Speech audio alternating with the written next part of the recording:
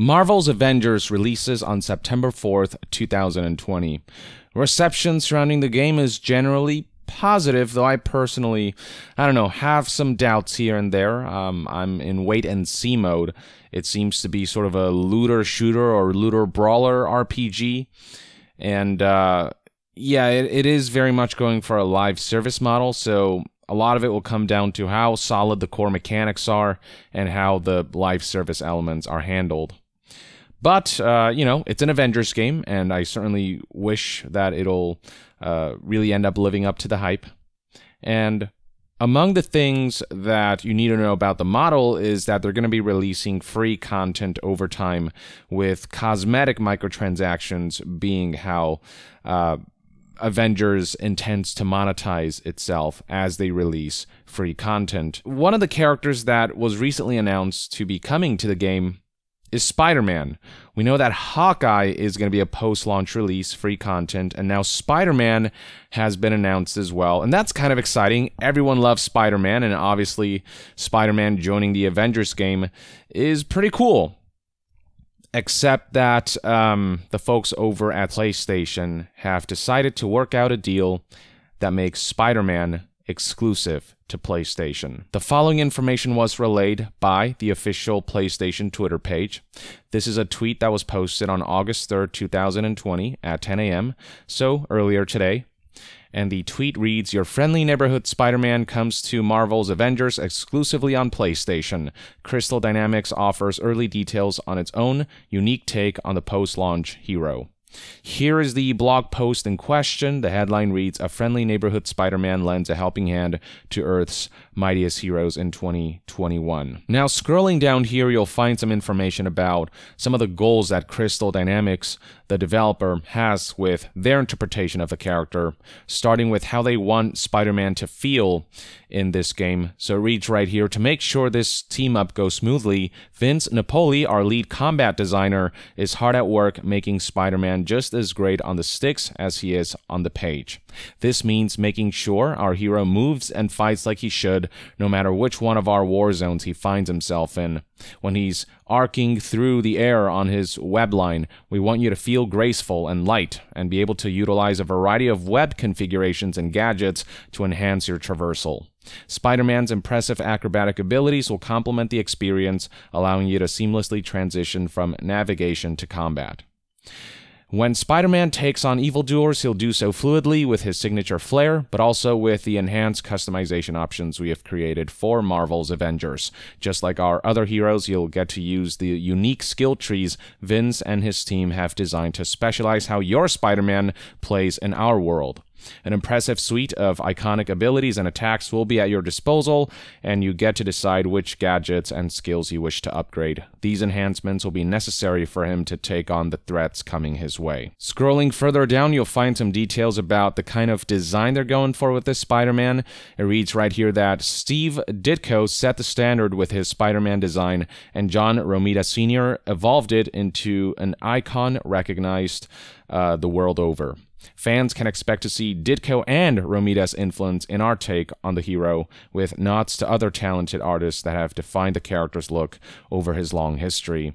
So they're going for a very classic look, though of course I imagine that with the emphasis on cosmetic customization, there will be other skins you can apply as well, likely at a cost, given that monetization does revolve around cosmetics. In fact, they do say right here that we will offer multiple cosmetic outfits, so that's something to keep in mind. And finally, they confirm, quote, "We can't wait for you to add Spider-Man to your Marvel's Avengers roster in early 2021, and as we have promised before, he will be available at no additional cost to owners of the base game, exclusively on PlayStation." So the game is coming out on PlayStation 4 on September 4th, 2020, alongside other platforms. I believe it is coming out on both Xbox and PC, and then it's coming out on next-gen consoles later this holiday, so there will be a PS5 release for this game. So, about that exclusivity, people obviously are not happy about this, given that this is a multi-platform title. And it doesn't even say here timed exclusivity, it just says full-on exclusively on PlayStation, so there's no indication as to whether a year down the line the character will be available to other platforms as well. And just scrolling through the responses of this post published on the PlayStation official Twitter page, you can see that plenty of people are dissenting this move. So Angela right here says, I have all three systems, Xbox, PS4, and Switch, and still pissed off. I hate when companies do this. Here's somebody else who received a lot of likes who said, I was completely on board with this game until this.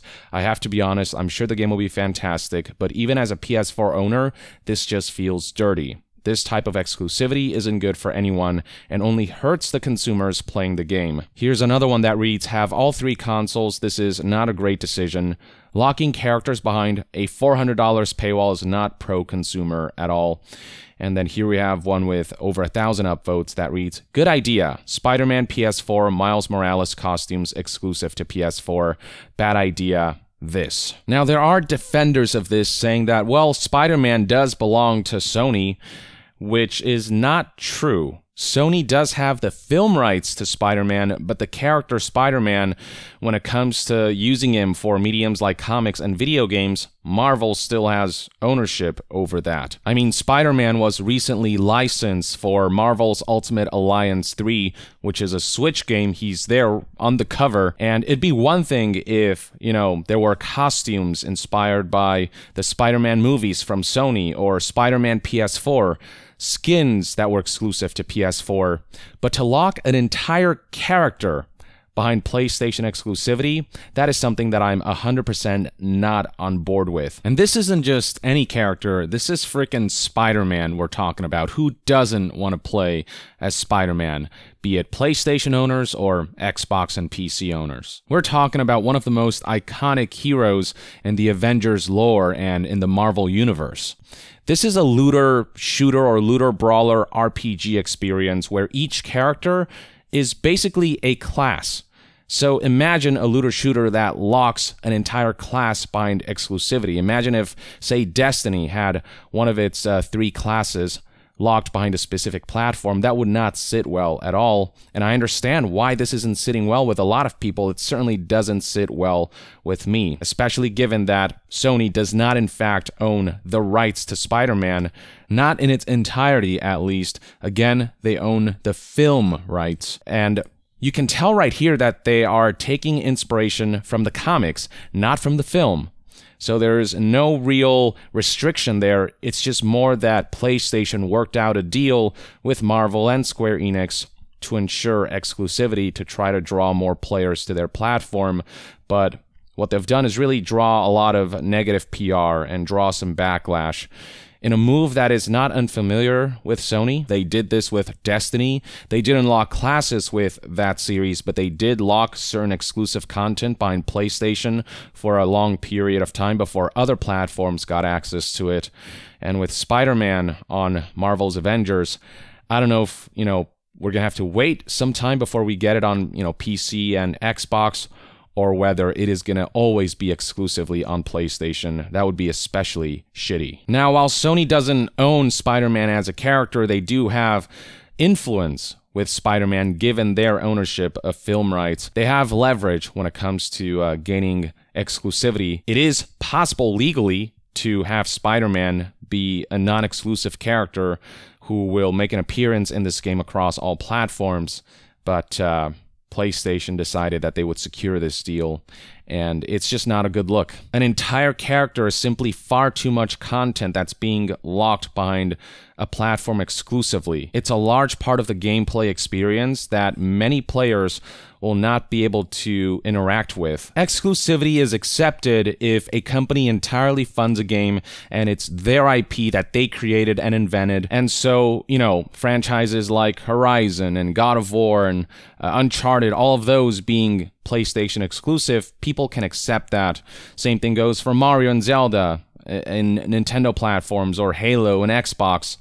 But Marvel's Avengers is a third-party game that is being released across multiple platforms, and so every character should be accessible to everyone, especially in a looter shooter / looter brawler RPG. But alas, the deal is set in stone, I suppose, and this is where we are at now. So that's my personal take on all of this. Let me know in the comments below what your thoughts and opinions are on Spider-Man being exclusive to PlayStation as a character in Marvel's Avengers.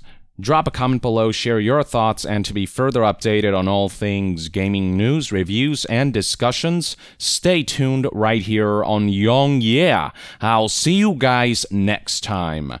Young out.